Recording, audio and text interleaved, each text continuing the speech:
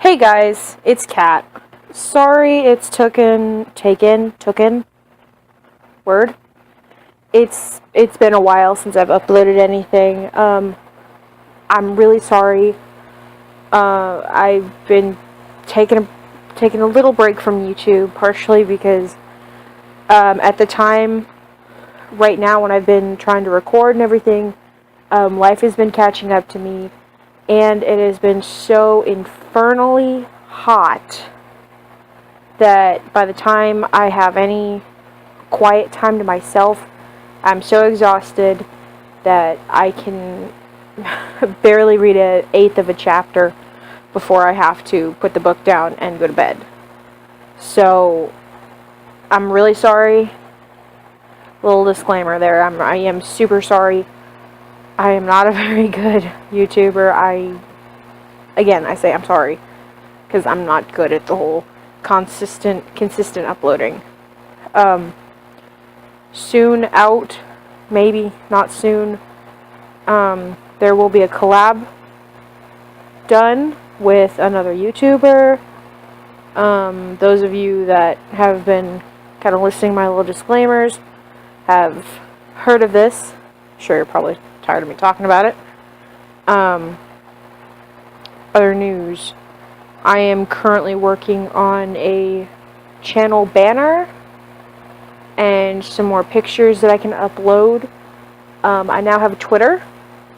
This channel now has Twitter. Oh my gosh. I'm not a grandma anymore. We have social media. One social media, but social media nonetheless.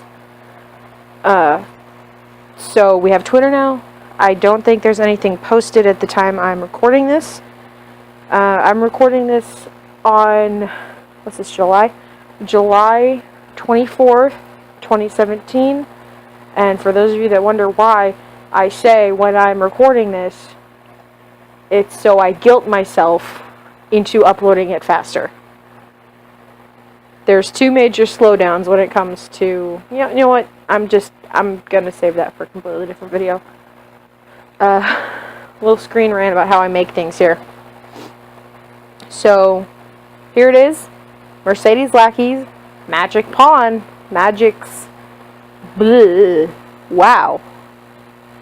I'm not very good at this intro. This is a really long intro. This is already like 2 minutes and 45 seconds. Wow. Okay, here I start again. Wow. Whoa. This is Mercedes Lackeys, Book 1 of the Last Herald Mage Trilogy, Magic Spawn, Chapter 6. Hope you enjoy. Oh, one more thing I forgot to mention. If you can hear a fan going on in the background, it is, like I said earlier, it is infernally hot, and whenever I turn a fan off, it gets really, really hot, and then my voice goes to crud. So if you can hear a fan in the background, I'm sorry. Okay? Okay.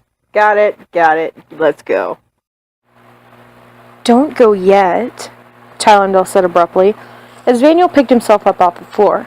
Vaniel gave him a look of uncertainty. He was still too new to this, being open. He was still waiting for blows that never came.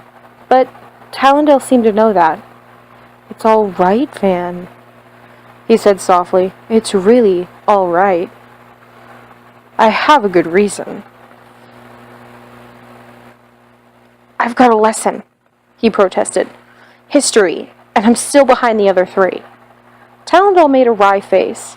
You're a law unto yourself, remember? At least that's what you're supposed to act like. You skipped your lessons this morning. Skip the rest of them today. Tell them you were sick. Tell them the storm last night gave you a headache. But it's important, Tylendale coaxed. Really it is. More important than that history lesson. If you're behind, I'll coach you. Please? It didn't take much encouragement from Tylendale to get him to do what he already wanted to do. Lessons were hardly as attractive as more of Tylendale's company. Here, he wasn't going to be hurt. Here, someone cared for him. It was as heady as a little too much wine, only without the hangover. Vaniel closed the door to his room, then turned an expectant face toward his lover, poised with one hand still on the latch. Tallendale stretched lazily, reaching for the ceiling with his head tilted back. Then he dropped his arms, rose from his seat on the bed, and walked over to put his hand behind Vaniel's shoulder. "There's somebody I want you to meet," he said, gently pushing Vaniel in the direction of the room's outside door. "But," Vaniel protested weakly, "I thought—" "You're awfully fond of that word, but, love." Tallendale chuckled. "What does it take to get you to say something else?" He opened the door, still without enlightening Vaniel as to the reason why he was going to introduce Vaniel to someone after Seville had just got done telling them both that they were to keep the relationship a secret, and Tallendale had agreed with her. Vaniel started to protest again, realized that the only thing he could think of was to say, "but," and subsided as Tallendale guided him out the door to the gardens beyond. "You see that bridge?" Tallendale pointed northward to the first of the two bridges crossing the Tiroli River on the palace grounds, "and that stand of pines on the other side?" Vaniel nodded. It was quite a healthy grove, in fact, and the trees extended a good distance back into the field. They were tall, very thick, and a deep green that was almost black, the huge branches that drooped beneath their own weight until they touched the ground. "You count to 50 after you see me go in there. Then you follow," Tallendale ordered. "In case anybody happens to come by, though, or looks out a window, you'd better try your hand at acting like that arrogant little prig." Vaniel nodded again, completely mystified, but willing to go along with about anything that Tallendale wanted. He posed himself carefully, leaning against the doorframe with his arms crossed over his chest, attempting to look as if he were simply idling about the gardens, while Tallendale sauntered off. "This is going to be harder than it was before," he thought, soberly, trying to look anywhere except after Tallendale. "I didn't have anything to lose before. Now I have everything to lose if I slip." He closed his eyes and turned his face up to the sun, if he were savoring the warmth. "But if I don't slip, oh gods, whichever one of you is responsible for this, it's worth anything. I swear it's worth anything you ask of me." He chanced a sideways glance across the river. Tallendale was only just reaching the pine grove. He looked away, strolled over to a stand of daylilies, admired them for a moment, then glanced across the river again. Tallendale's blonde hair gleamed against the dark boughs like a tangled skein of spun sunlight, then vanished as the branches closed behind him. Vaniel transfigured his admiration to a bed of rose vines, languidly bending to inhale their perfume, all the while counting to the requisite 50. He had no sooner reached the required number, though, when a gaggling flock of his admirers rounded a hedge, saw him, and altered their course to intersect with his. "Oh no!" he thought, dismayed, and looked serendipitously about for an escape route, but saw no way to avoid them.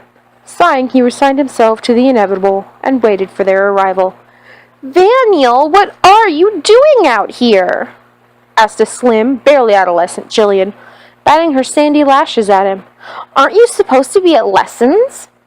Vaniel covered a wince. "It would have to be, Jillian. No common sense and the moral fiber of a hound in heat. And after me with all the dedication you'd see in a hawk stooping on a pigeon. Lord, I hope her father marries her off quick, or she'll be sleeping her way around court before long." He smiled at her, a smile with a calculated amount of pain in it. "A rotten headache, pretty one. It took me last night when the storm came, and I cannot be rid of it. I tried sleeping in, but—" He shrugged. "My aunt suggested I take a long walk." The entire covey giggled in near unison. "Suggested with a stick, I bet," Dark Kertar said sardonically, squinting into the sunlight. "Sour Seville. Well, we'll walk with you then, and keep you from being bored." Vaniel bit his lip in vexation and thought quickly. "She suggested my course as well," he told them, grimacing. "To the end of Companion's Field and back, and I have no doubt she's watching from her window. He pouted at them. Much as I would adore your company, my pretties, I'd rather doubt those slippers you're wearing are equal to a hike across a field of, horse turds, said Jessalys inelegantly, wrinkling her nose and tossing her blonde curls over her shoulder. Bother. No, you're right, she continued, sticking her foot out a little, and surveying the embroidered rose satin slipper on it with regret.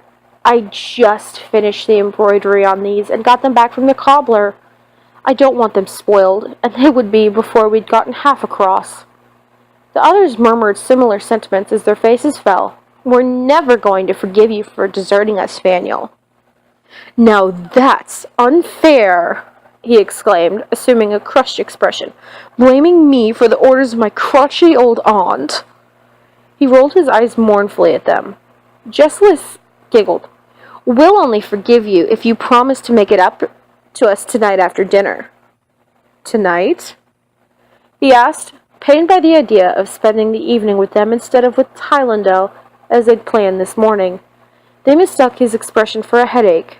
Well, not if you still aren't feeling well, Jessalys amended.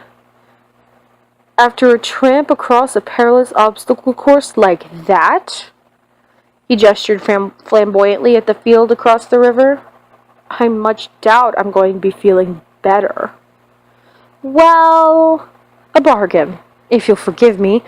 I'll come and play for you while you're doing vine work tomorrow morning, he said quite desperately, willing to promise them almost anything to avoid losing his evening, and recalling that they'd been pestering him to play for them. Before it hadn't been possible. It would have hurt too much. Now, though, well, becoming, or not becoming, a bard didn't seem all that important anymore, and consequently the thought of music didn't hurt anymore, or not as much. Certainly it was a small price to pay for having his evening free. You will? Squealed Wendy, whose older sister was fostered with Manuel's mother. Really? Rotha told me you were as good as a bard. Well, he shrugged, then smirked. I wouldn't say I'm a bad hand at the lute, and I know a ballad and a dance or two. Done, said Jessalys. A bargain. Bless you, dear, he replied with honest thankfulness. I wouldn't be able to live without your forgiveness. Now, if you'll all excuse me, the sooner I get this nonsense over, the sooner I'll be able to go back to my bed. They giggled and turned back, retracing their footsteps. While he watched them, they disappeared behind the hedge again, heading in the direction of the maze. When they were safely out of sight, he trudged, to all appearances most unwillingly, across the bridge and up a little rise, heading a little indirectly for the pine grove. He went past it, walking through soft grasses that ranged from knee-high to closely cropped, and despite what he had told the girls, there were no traps lurking beneath the grass for the unwary. That did surprise him a bit. He was no stranger to long walks across pasture land and the hazards thereof. What on earth do the companions do? Drop it all in one corner? I suppose. The stories they say they're as intelligent as a human. I suppose it's possible. Likely, really. They still eat grass, like horses, and who'd want to eat in their privy? After first making certain that there was no one about to see him, Daniel doubled back to the pine grove, and pushed aside the heavy, scratchy brows. He had almost forced his way past them. The needles caught in his hair and clothing, and the branches closed over his head almost immediately, shutting off most of the sunlight. A few feet inside the grove, there was no direct light. He walked through a pine-scented twilight gloom, with boughs lacing together just barely above his head, and a thick carpet of dry needles at his feet. The needles crunched a little, releasing more piney scent, but otherwise his own footsteps were almost noiseless. Somewhere in the distance he could hear birds calling, but their songs seemed to be furlongs away. This place looked enormous now that he was inside it, much larger than it appeared from the outside. Magical, almost mystical, and far removed from the bright green and gold field just a few feet away. This wasn't the grove. That was a good deal farther into the field, but this stand of ancient pines was giving Vaniel a pleasant, shivery sort of feeling, making him feel somehow more aware and alive. Lendl? He called softly into the blue-green quiet under the pine boughs, his voice muffled by the rows of straight, columnar trunks of shaggy ebony all about him. He turned slowly, trying to see past the shadows, peering beneath the feathery branches. "Right here," came the reply from slightly behind him. A white shape ghosted up on his right, resolving itself into a companion. The first that Vaniel had ever seen at close range, and Tylenol beside her, one hand on her snowy arched neck. "This is who I wanted you to meet, Van. This is Gala. She already knows about you, Van. She knew last night. We're mind-linked. I told her everything, and she wanted to see you right away." Vaniel felt strange and awkward. Those sapphire eyes held an intelligence that was rather frightening, but the form was a horse. "How in the havens did you introduce yourself to a horse?" The silence grew. He stared into Gala's eyes, swallowed, and finally made an attempt. "Hello," he said shyly, looking straight into those eyes and hoping to speak directly to the intelligence there, trying to ignore the fact that he was feeling more than a bit intimidated and foolish. I hope you don't mind." Gala snorted, and Talendale chuckled. "She says to tell you that she's been hoping I'd find a nice mate and give her a chance for a little peace for a long time. She says it's altogether disconcerting to be sidling up to a handsome stallion to find me in her head asking for bedtime stories." That was the last response he'd expected. Vaniel choked down a laugh. "Lendl, you didn't!" He nodded as Gala tossed her own head. "I most certainly did, but only once. It was after Nevis, and I was—" He faltered and looked to the side. "Rather lonely." Vaniel touched the hand still resting on Gala's neck. "Not any more, I hope." Talendale glanced from the hand resting lightly on his own to Vaniel's face, and half smiled into his eyes. "No," he replied quietly. "Not any more."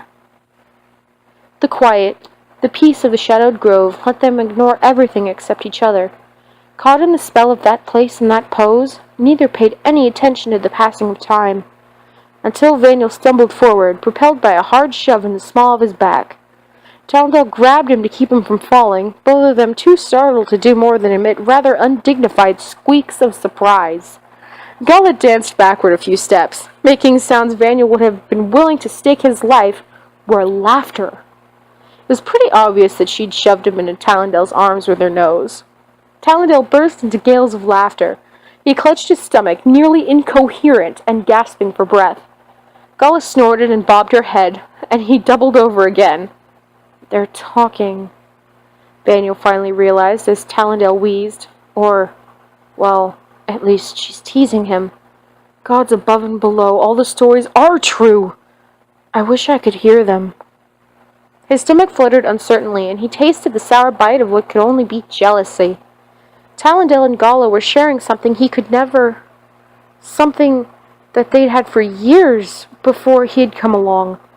In this, he was, and always would be, an outsider. That realization condensed into a hard, cold lump in his throat, and besides the bitter taste of jealousy, he shivered in a sudden chill of loneliness, and just a touch of doubt. He really could have about anyone he wanted, couldn't he? So why should he bother with me? How could I know if he means what he told me? But before he could throw himself into a mire of depression, he found he had his hands full, keeping the trainee from falling over, while Talendale struggled to breathe around his laughter, and gasped like a strangled fish. "You wouldn't!" Talendale chuckled as tears ran down his cheeks, and he pulled away from Vaniel to advance on his companion in mock threat, the effect somewhat spoiled by the fact that he had to catch hold of a tree trunk, as something she said made him bend over again with laughter. "Don't you dare! Gala, I'll do no such thing, you rude little bitch!" Gala danced in place, her hooves making no sound at all the thick carpet of needles. Her eyes sparkled with mischief, and Vaniel had, for one moment, a disconcerting double vision image of a prancing companion at an equally mischievous young woman of about Talendale's age laughing soundlessly at her chosen. This was worse than before. Vaniel felt completely alone, and left altogether on the outside.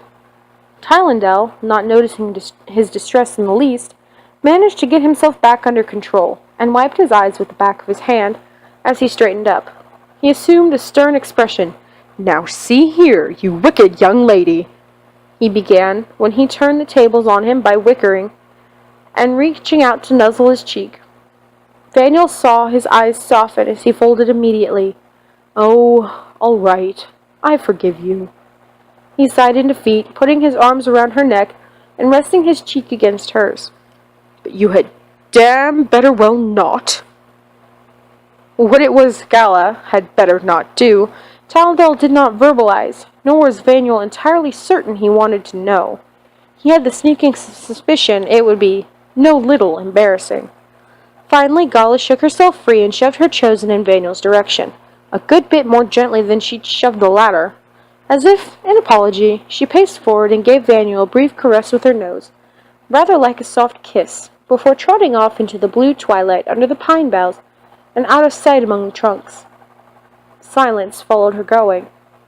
"Well," Talendale said at last, "that was Gala." Vaniel replied with the first thing that came into his head. "You really love her, don't you?" "More than anything or anybody except you and Savin," Talendale replied, almost apologetically. "I'm not sure if I can explain it." He bit off what he was saying, as if something in Vaniel's expression told him how depressed this meeting had made him. "Van." He reached out hesitantly toward Vaniel's shoulder, then pulled his hand back, as if unsure whether to touch him. "I didn't bring you here to hurt you." His very real distress forced Vaniel to pull himself together and try and analyze his feelings, instead of just wallow in them. They were, to say the least, mixed. "I think I'm jealous," he said after an uncomfortable pause. "I know it's stupid. She can't ever have you the way I do, but I can't ever share your thoughts the way she does." "Huh, you wouldn't want to," Talendale began. "But that's not the point," Vaniel interrupted, backing a few steps away. "I can't know that. You can't tell me, and I can't ever know that, can I?" He wasn't sure what to do or what else to say, and so fell silent, turning away slightly and looking out past Talendale into the shadows that had swallowed the companion. "Van." He felt Talendale's hand fall lightly on his shoulder and turned to look into his eyes. "Do you want to talk about this? Do you want to hear about what it's like for us? How it started?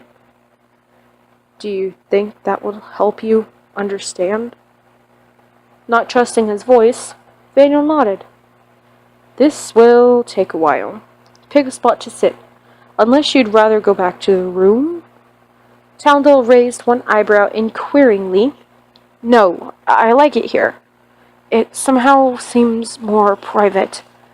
Vaniel faltered and covered his hesitation by looking around for a good place.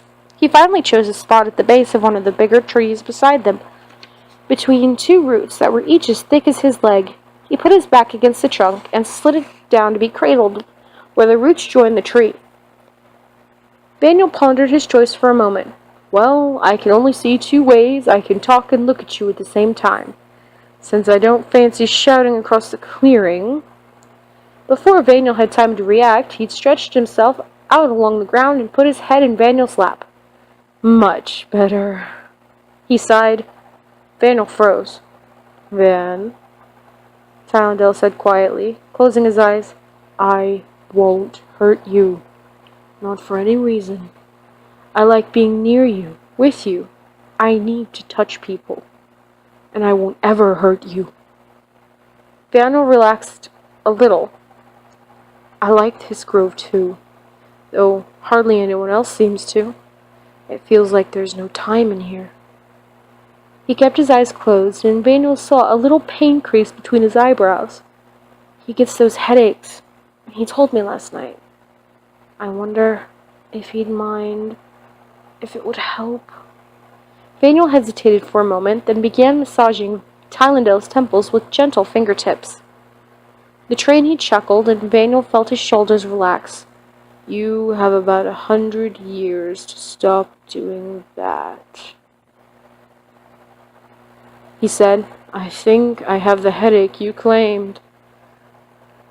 You were going to tell me about Yungala and being chosen, Vaniel prompted, though the thought made him a little uncomfortable still. I mean, you practically got my whole life story last night, and I still don't know that much about you. To begin, at the beginning, I have a twin, Staven. He's the elder by about an hour. Nothing like me, by the way. He's taller, thinner, darker, and much handsomer. He's the leader, I'm the follower. We had a primitive sort of mind link ever since we were born. Things happened between us all the time. Things like, I blacked out when he fell down the well. He acted like he'd broken his leg when I broke mine. We always knew what the other one was up to. He took a deep breath. People knew all about that, but I had other gifts, too, that I could use. Besides that mind link from the time I was about 9, I had a touch of thought sensing for people besides Stave, and I had an ability to make accidents happen to people I didn't like. Did that cause you problems? Daniel asked. With other people, I mean. I should think they wouldn't much appreciate that last. Towndale shook his head slightly. It didn't crop up often enough for people to really notice, or if they did, they were too afraid of my father to say anything about it. I didn't do it often, the accident causing, I mean. It made me sick after. Saban sometimes tried to egg me on, but it wasn't something I'd give in to him about. Towndale paused and bit his lip. His expression flickered briefly into one both dark and brooding, before lightening again. It was the link between me and Staven that was the strongest and most predictable of the gifts. It was pretty much limited to physical sensations, but once we figured out how to use it... Vaniel chuckled. I bet you were unholy terrors. Towndale echoed the chuckle and winked at him. I wouldn't mind having a link like that with you. Vaniel blushed, but answered with exactly what he was thinking. I wouldn't mind either. Towndale's expression sobered. Now comes the part where things get odd. Stephen matured pretty early. By 12, he was as tall at most as 15, and all the girls were starting to flirt with him, and not just the girls, but grown women as well. I think he got all his share of the female attraction and mine. If you want to know the truth, that summer we were hosting a tournament, and everything from goose girls to visiting highborn were after him, and he was acting like a young and randy rooster in a hen yard. It all climaxed, if you'll forgive the expression, when one of the ladies who'd come to visit Mother dropped him a note that said in no uncertain terms that she'd be quite pleased to find him in her bed that night. Well... He closed his eyes for a moment, then looked up into Vaniel's face, his own expression ironic. Understand. I was just as curious as any 12-year-old about doing it was like. I said I'd cover for him if he let me, eavesdrop. Something tells me it didn't go according to plan, Vaniel guessed. Dead in the black. Towndale said soberly. I was with him about as long as it took for things to get interesting. I had been feeling odd from the start. I tried to ignore it and concentrated on the link. Then things got... I don't know how to describe it, except I started losing my grip on me and started merging with him. And the more I concentrated, the stranger it all got. It was a bit like those times I'd made accidents happen. The room faded in and out, and it was a kind of sickish fever. My heart was racing, and I couldn't tell what was me and what was Stave. Under any other circumstances, I think I would have quit and shut everything down, but I was stubborn, and I was a little afraid of Stave making fun of me for diving out after all this was over. I kept holding on to that link, figuring that if I could just weather it out a bit, things would be fun again. Then he shook his head a bit, and his mouth twitched. Just as things were about to come to the cusp for David, something broke loose in me. I just barely remember the start of it, like I'd suddenly been dropped into a fire. It was unbelievable pain. It felt like being in the middle of a lightning storm. From the wreck I made of our room, that was exactly what I may have created. Something about what was going on, something about the link I had with Staven, triggered all of my potential gifts, explosively. And I was unconscious for about a day, and when I woke up, he shuddered. Nothing would ever be the same. He closed his eyes, and Vanel stroked his forehead. His mouth was tight, with lines of unhappiness at the corners. Far off in the distance, Vanel could hear the meadow swifts crying like the lost souls of ghost children. So there I was, Tyrandel continued, his voice thin and strained. I had the mage gift, thought-sensing, fetching, a bit of empathy. None of it predictable, none of it controlled, and all of it likely to burst out at any moment. He took a look at Vandel's face and read the puzzlement there. Gods, I keep forgetting you aren't a trainee. Fetching, that means I can move things without touching them. Empathy means I can feel what someone else is feeling, which is why I knew you had that nightmare last night.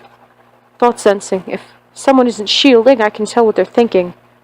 The mage gift is harder to explain, but it's what makes it possible for a herald mage to do magic. Can you tell what I'm thinking? Vanel said dubiously. He would have liked being able to share Tyrandel's thoughts the way Gala did, but wasn't entirely sure he wanted the relationship to hold that kind of one-sided intimacy. I can, but I won't, Tyrandel said, with such firmness that Vanel couldn't find it in his heart to doubt him. Even if it wasn't so unfair to you, it's counter to all the ethics that go with being a herald, basically, I'll just use it to talk with Gala and Seville. Vanel nodded, comforted.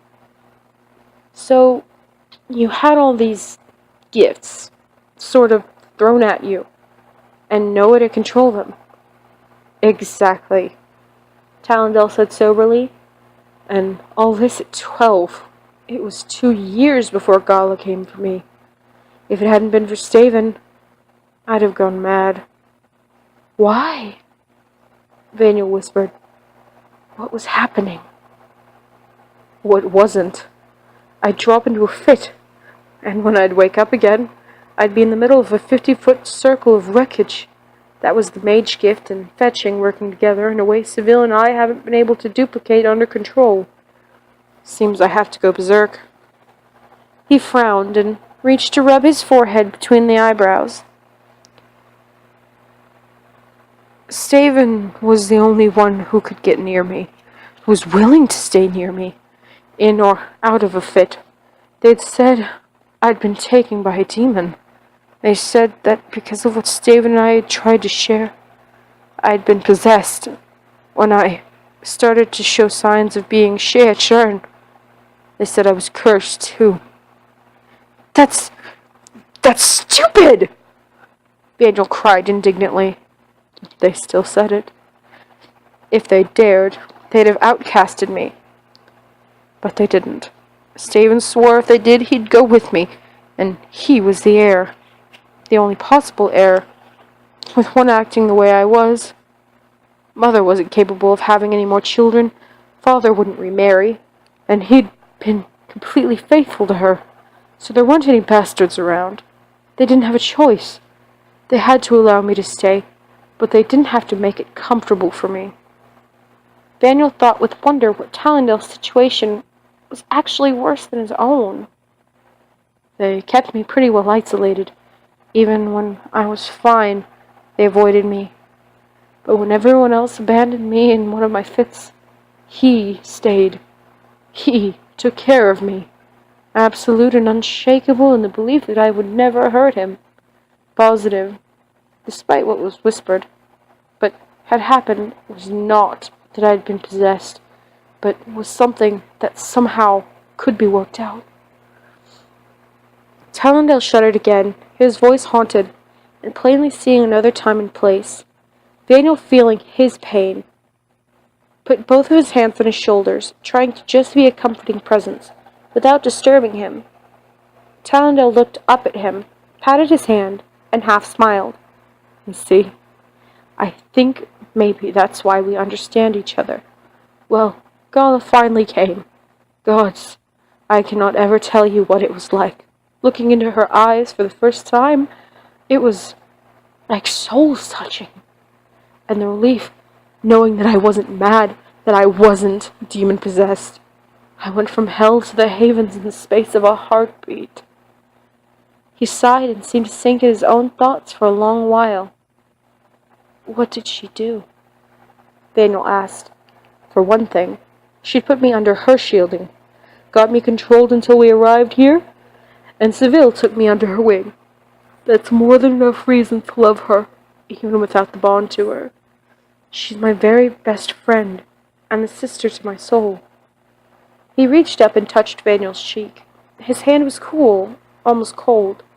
But she'll never be to me what you are. Can you understand what I'm saying, love?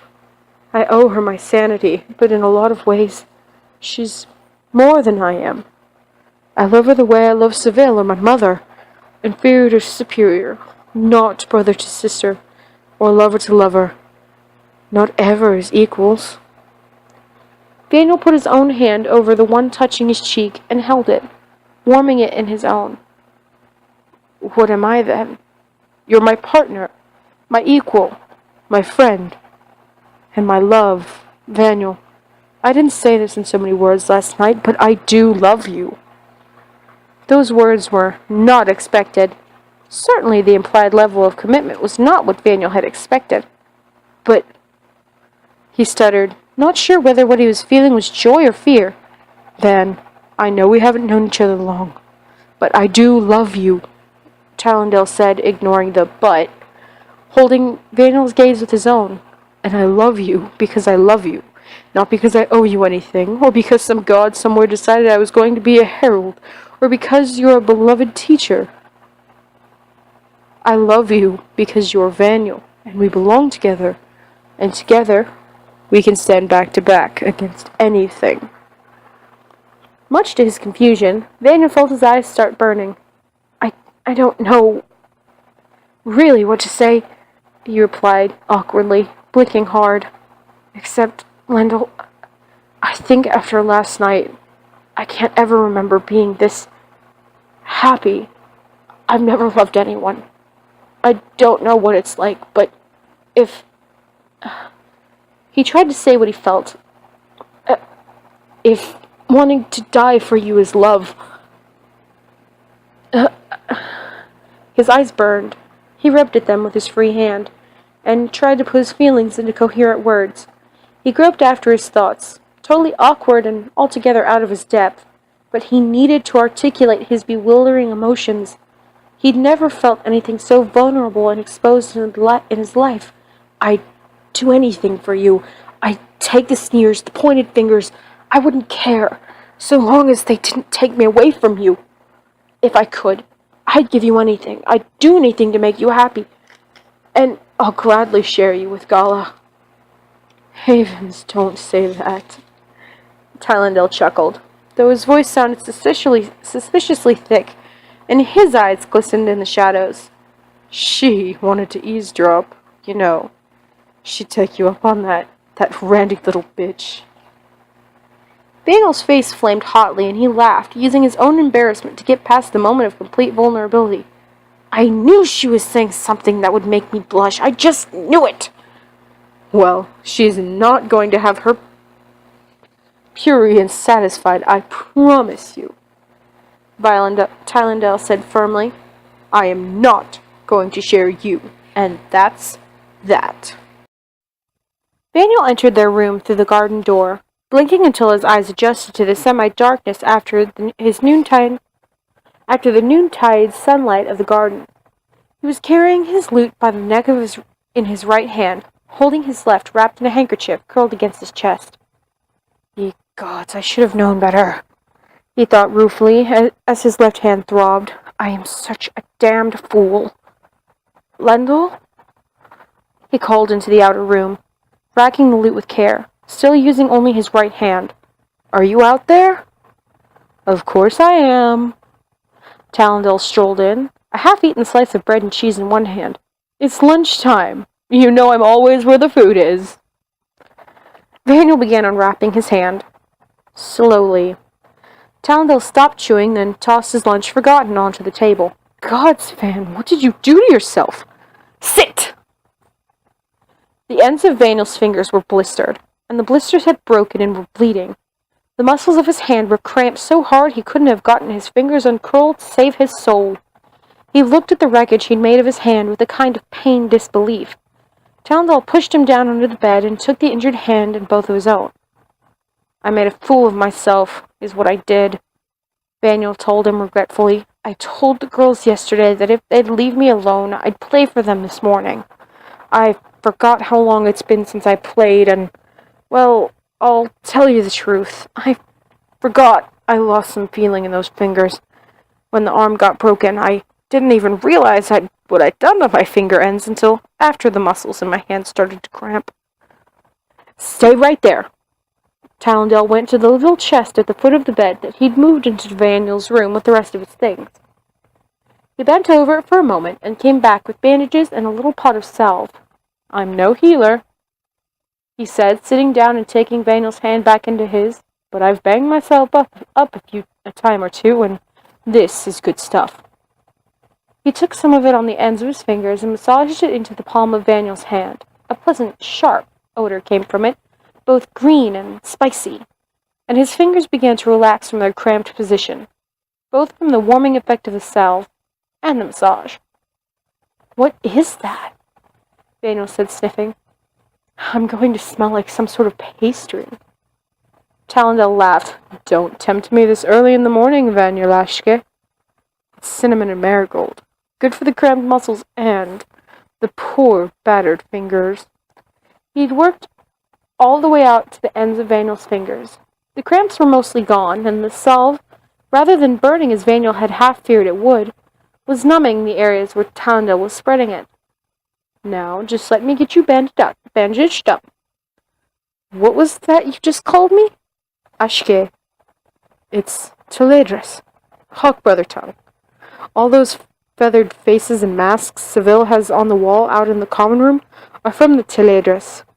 She studied with one of their adepts, Starwind Ketreva, and they made her a wing sister. That's like a blood brother for them. Talendale was wrapping each finger carefully and taking his time about it. Vaniel didn't mind in the least. Now that he wasn't in as much pain, there was something a bit sensual about Talendale's ministrations. She uses a lot of their expressions when there isn't a good word for the thing in our tongue, like she'achern. It translates as, oh, one whose lover is like self, with a sexual connotation to the word self. That makes it clear that they aren't talking about incest or similar interests. It's a very complicated language. He looked up from his bandaging, and Vaniel could see laughter glints lurking in the depths of his eyes. You smell delicious. Are you sure you have lessons this afternoon? We promised Seville we'd be virtuous today, Vaniel reminded him, feeling greatly tempted anyway. Talendale heaved an exaggerated sigh. Too true. Well, Ashke translates simply to beloved. And it's part of your name already. Ashke, Ashkevron. See?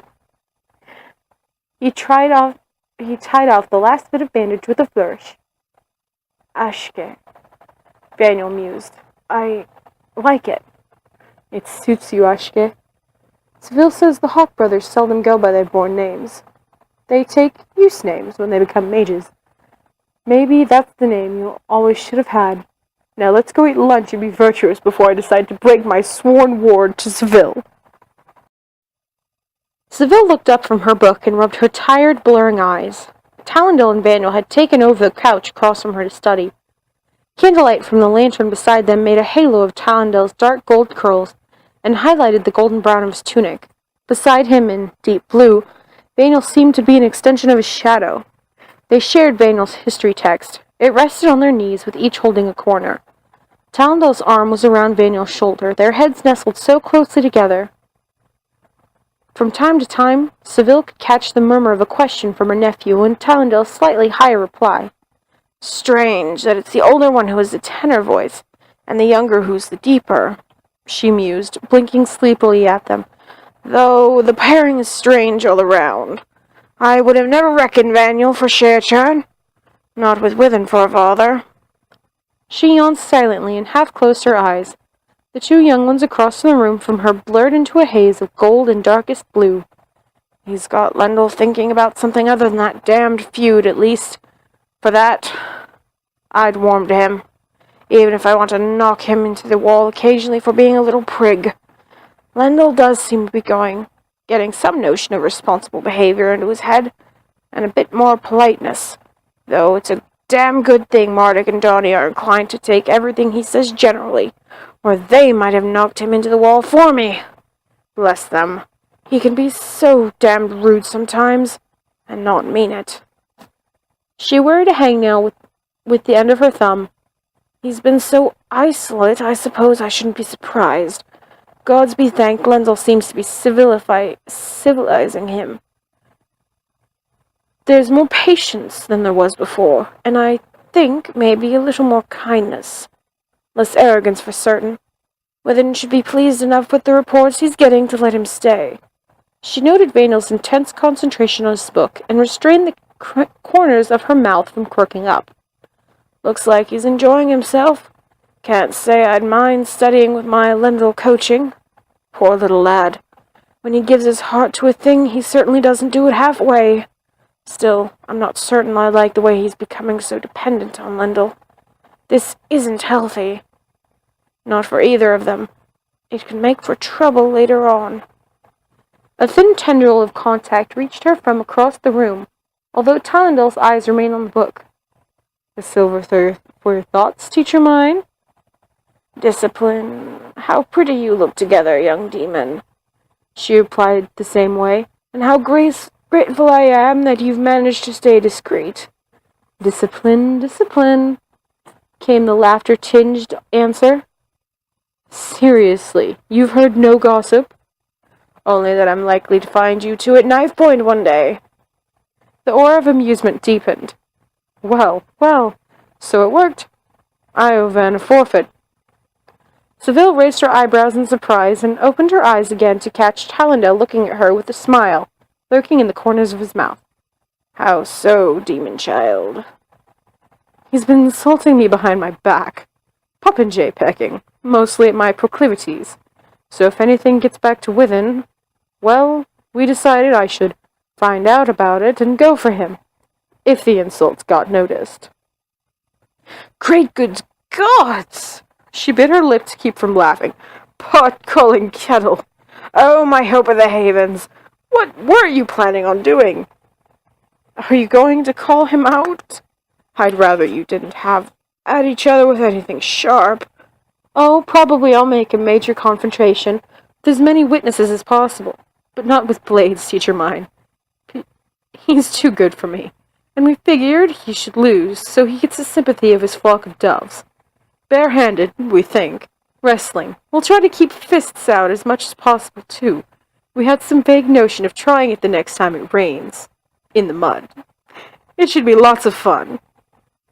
Seville had to drop the mind link for a moment until she got herself back under control. Lots of fun indeed, great good gods, both of them tussling in the open in front of everyone, and no one guessing how much they're enjoying it.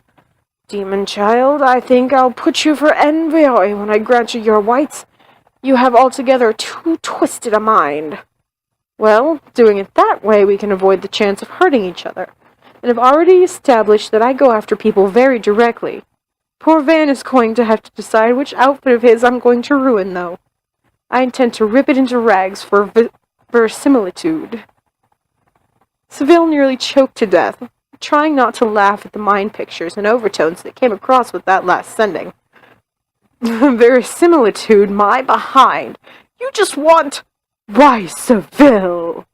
The eyes across from hers were wide with assumed innocence. How could you think such a thing? Easy enough, she replied, her own mental tone so dry it had a metallic taste. Given who I've got for a protege. Well, well indeed, Lendl, just a word of caution. And I may be reactionary, but I don't like the way Van is coming to lead on you for everything. It isn't healthy. He needs to learn how to depend on himself a little. Oh, Seville. I'm serious. It's just a phase. He's young, and he needs me so badly. Great good gods, nobody's ever bothered to love him except his sister. After he's had me around for a bit and knows I won't vanish on him, he'll grow out of it. Lendl, I'm not the expert on people that Lancer is, but my experience, people don't grow out of a habit of dependence. She glanced at the time candle. We'll just leave it at that, all right? Keep in mind, and that's enough study for one night. Both of you to bed. Again, the mental laughter. Why, Seville? To sleep, damn it! Talendale nudged the other boy and closed the book, then looked across the room at his mentor with that ironic half-smile she knew so well. Let's pack up for the night, Van, he said quietly. And, of course, teacher, to sleep. She mind-heard. Then, as they disappeared into their room, eventually. Seville had forgotten all about the planned fight by the time a good soaking rain actually put in appearance, nearly a fortnight later. She had reserved the workroom for Mardik and Donnie that afternoon. For all that they were life-bonded, they were having a tremendous difficulty in working together, magically speaking. Donnie had a tendency to rush into something at full tilt. Mardik was entirely the opposite, holding reserves back until the very last moment and dithering about full commitment. That meant when they worked together, their auras pulsed and had some serious weak spots, and their shields never quite meshed. Seville was putting them through an exercise designed to force them to synchronize their energy levels and work as a unit, rather than as an uneven team, when someone pounded urgently on the door. The union of energy fields disintegrated at the first knock, dissipating with a pop into a shower of visible sparks, and separating into the auras, green for Donnie, yellow for Mardik. Surrounding each of her crestfallen students, Seville swore an oath sufficiently heated to blister the paint. She looked at the couple over with other sight, and swore with another nearly as strong. Damn it! Their concentration's gone completely.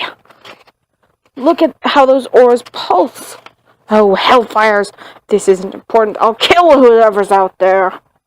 She banished the violet shield she had placed about the pair with an abrupt gesture and stalked to the door, yanking it open and glaring at the agitated guard standing just outside.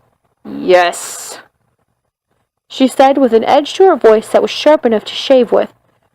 Harold Seville, your nephew and your protege Talendale, they're fighting. The man gulped, stepping back involuntarily at the sight of her angry face. Talendale's put a barrier up and we can't get at them to break it up. He's got your nephew down, and they're afraid he may do him true harm. Damn!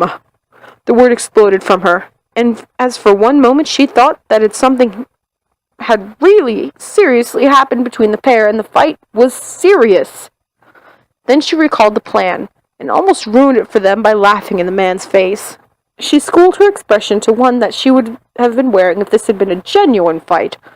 Mouth tight and eyes narrowed in a feigned manner. Show me, she barked. I'll deal with this nonsense right now.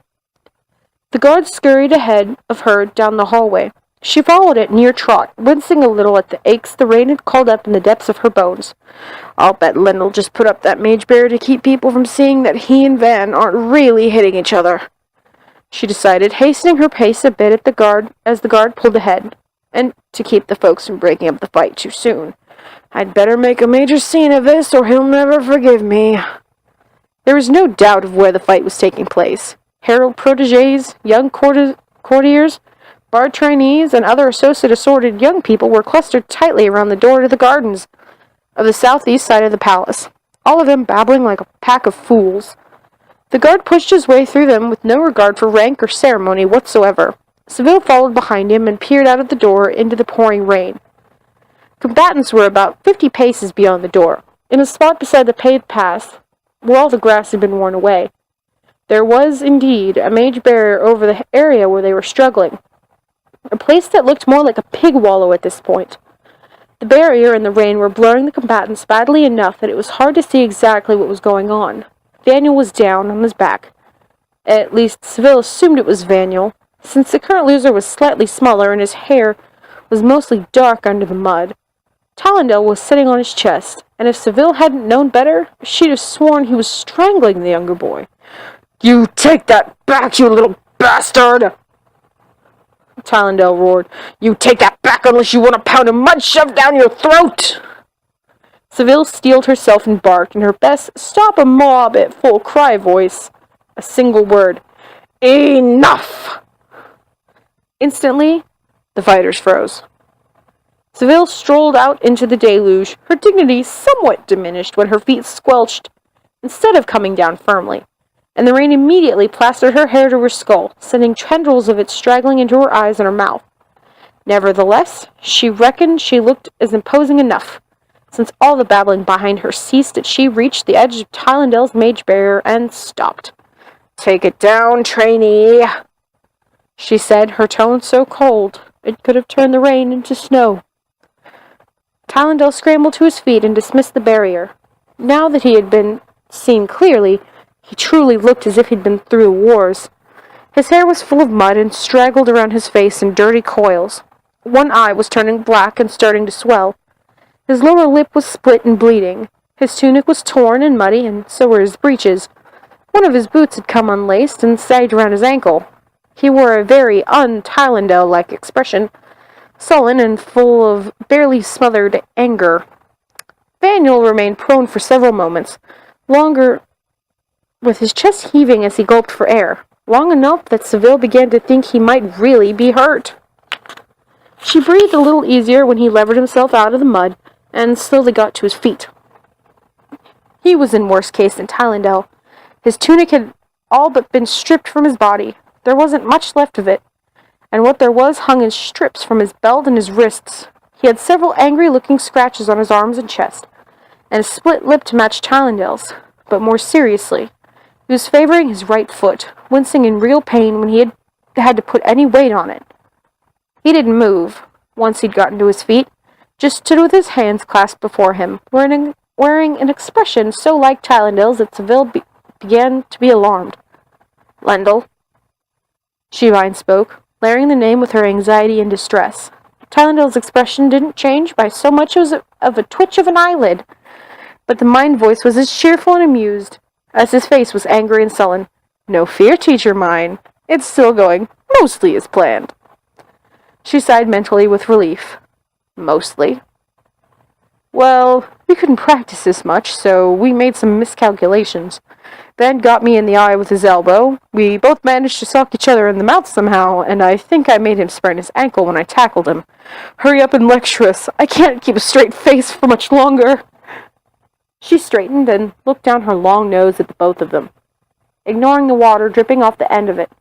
"A fine thing," she said acidly, "when I can't trust my protege and my ward to conduct themselves like civilized adults in my absence.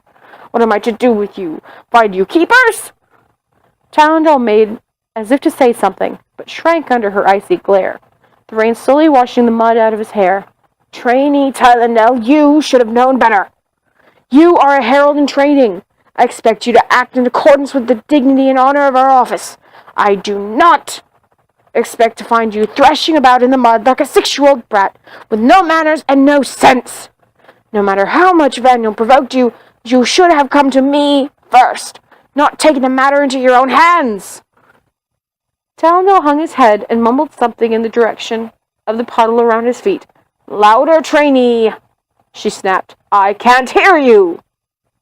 "Yes, Herald Seville," he repeated, his voice harsh and full of suppressed emotion.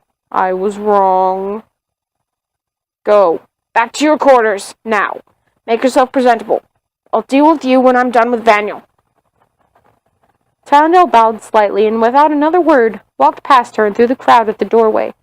Seville didn't turn around to watch his progress, but even above the steady beat of the rain, She could hear the sound of the crowd parting behind her to let him through. One or two in the group snickered a little, but that was all.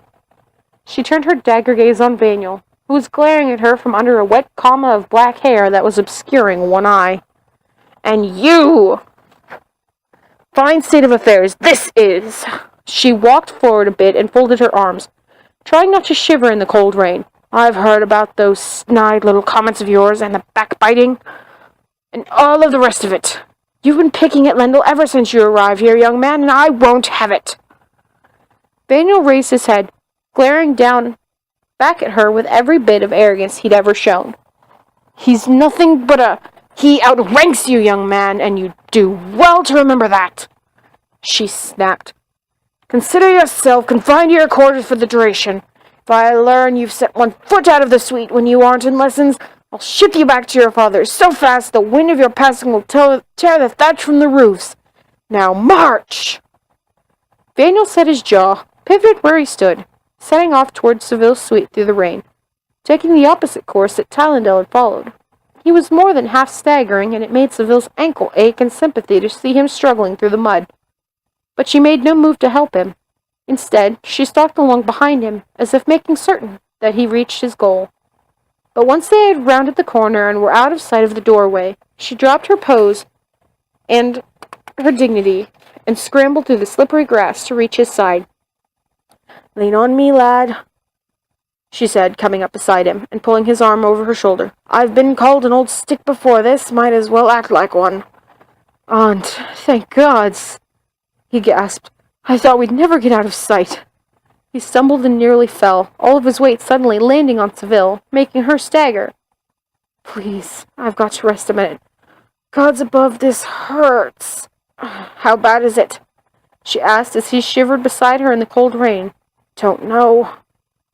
He managed a wan grin. "Hurts more than a thorn in my toe, less than when I broke my arm. That tell you anything?" "Hardly," she snorted. "Come on, the sooner I get you inside, the happier I'll be. And I hope my protégé has the sense to think and not running out to help." The lights of Seville's windows were in sight, and her heart sank for a moment when she did see someone running toward them through the rain. Then she saw a second silhouette beside the first, and realized that it was not Tallendale who was coming to help them, but Marduk and Donnie. The youngsters took over the task of supporting Van. That left Seville free to go on ahead of them, for which she was truly grateful. She was chilled right down to the bone, and those bones were starting to ache rather persistently. She stepped in through Vaniel's outer door. Almost as soon as she'd stepped across the threshold, she found herself enveloped in a warm blanket and practically carried into the common room. It was Tallendale, of course. He stayed with her just long enough to settle her in her favorite chair and put a mug of mulled wine in her hand. Then he was gone. He was back again in a moment, Vaniel's arm around his shoulder, the latter hopping awkwardly beside him. There was already a blanket waiting on the couch. Tallendale got Vaniel bundled into it and pressed another mug of wine into his hands. Marduk and Donnie pulled in right behind him, giggling, shaking the rain out of their hair, and heading straight for the kettle of wine on the hearth. Vaniel was more interested in his lover's black eye and swollen lip than the wine. "Gods, Lendl, I did not mean that," he mourned, reaching out hesitantly to touch the edge of the bruise. "Oh, Lord and Lady, why do I have to be so clumsy?" "Oh, you just fight like a girl," Tallendale teased, all flying knees and elbows. "It was my own stupid fault for getting my face in the way. It's your ankle I'm worried about." He started unlacing Vaniel's boot, fighting the wet laces and swearing under his breath whenever they wouldn't cooperate. "I'm all... Ouch!" Tallendale froze. "Did I?" "No," he said around the teeth. "Just get the damned boot off before you have to cut it off." But Tallendale dithered over the task until Marduk pushed him out of the way and took over, getting the boot off with an abrupt yank that blanched Vaniel to the color of pure beeswax. He clutched Tallendale's hand while Marduk examined the ankle and pronounced it probably not broken, and bound it up. "Haven's teacher," Marduk laughed, rescuing his cup from Donnie and returning to sit at her feet across from Seville. "Were we as moonstruck as that? Gods, I feel like I'm being smothered in syrup." He nodded at the two on the couch, each assuring the other that his own hurts were less than nothing, and fussing over each other's injuries. For at least the first 5 or 6 months, Seville replied dryly, after sipping her wine, just as moonstruck, and just as cloying, and even more sentimental. She raised her voice a bit. You two might thank me. Certainly, Seville, Tylendale replied, craning his head around. If you'd tell us what we were thanking you for. Gods, Vaniel, don't you ever listen? I'm very sorry, Aunt, he said, looking confused. His hair was still trailing over one eye. My foot hurt so much I wasn't paying attention. It wasn't a real lecture, after all. She cast her eyes up to the ceiling. Give me strength. I just confined you two completely to the suite, for as long as I care to enforce my decision. You little ninny, I just got you away from the girl gaggle and gave you orders to stay here indefinitely. Except for lessons, you'll be here waking and sleeping. That includes taking meals here. You did? He said, dazed. I am? You mean I can stay here? With Lendl and not arouse any suspicions. She interrupted. That's exactly what I mean. Fact of the matter is, your damn fool father will probably be pleased to hear that you were... She broke off, seeing that she no longer had the attention of either of them. Across from her, she heard Mardik snicker. She favored the life bonded with a sardonic glare. Don't feel too smug, she told them, or I'll start trotting out tales about you two. Yes, Seville, Mardik replied, not in the least bit repentant. Whatever you say. Would you care for honey in that wine? Seville spared a glance back toward the couch. Tylendale was rebandaging Vaniel's ankle, treating it as if it were as fragile as an insect's wing. She made a face. I think not, she replied. We've got enough sweetness around here for one night. Vaniel looked up and stuck his tongue out at her, while Vaniel blushed. Seville chuckled and sat back in her chair, well content with her world. At least for the moment, she thought. Taking another sip of spiced wine, which is all any herald can reasonably hope for. I'll worry about tomorrow when it gets here. Okay, guys, that was Mercedes Lackey's Magic's Pawn, Chapter 6. I just finished recording. It's like after 9 o'clock at night. So, I hope you guys all have enjoyed it. Why is the yawn coming on now? Why? I'm recording here, yawn. Oh well, I'll leave it in. So, I hope you guys have enjoyed. Don't forget to like, subscribe, tell a friend if they would like to hear a book series that, they might not ever have heard of before and that they might like. Or if you just want to listen to me prattle on about stuff. Hey, don't forget to comment other things you'd like me to try to read. I will try my best to the ability to see if I can get a hold of some of these things. I also am trying to start an educational book series, air quote educational, books that are part of English curriculum here in my area of the United States, that I do know most, if not all, schools in my hometown make kids read for high school. I had to read them for high school, and let me tell you, most of them suck. I went through the accelerated English course for 3 years of my 4 high school years, and I hated so many of the books that I thought if someone would just read these to me, it'd be so much better. So I'm going to try to start a educational series. Books like 1984 by George Orwell, The Scarlet Letter by Nathaniel Hawthorne, The Crucible by, don't expect me to remember who The Crucible's by. Books like that. Or Turn of the Screw. The Alchemist. Not The Adventures of the Immortal Nicholas Flamel. Different Alchemist. Though I really liked The Alchemist. it is a book that I might read again. Grendel. Grendel is a book that I might read again. Same with the epic poem Beowulf. Trying to think of other books. There's also Shakespeare, though I won't get into Shakespeare. Too many people talking at one time. Ha ha ha ha. And sucky thing is, there's like no women in a lot of them, unfortunately. So this is my post talking spree. I should really stop talking now. Don't forget to like, subscribe, tell a friend, have them subscribe. Hey! And this has been Kat, reading Mercedes Lackey's Magic Pawn, Chapter 6. And, oh my gosh, did I tell you that we're almost halfway through this book? Little bit of a spoiler, I don't know. Would you say this is the climax of the book? I don't know. That's for me to know, and you guys to find out. Bye!